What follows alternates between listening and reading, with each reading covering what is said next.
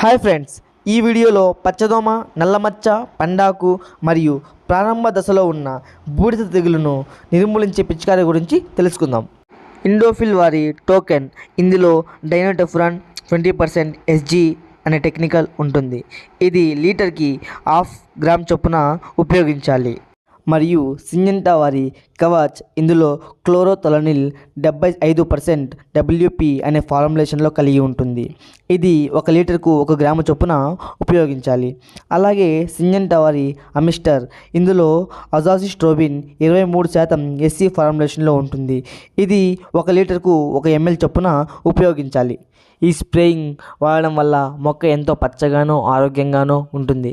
ఈ స్ప్రేయింగ్ను 30 రోజుల నుండి 45 రోజుల లోపల చేసినట్టయితే పంటకు ఎంతో మంచి ఫలితాన్ని అయితే ఇస్తుంది.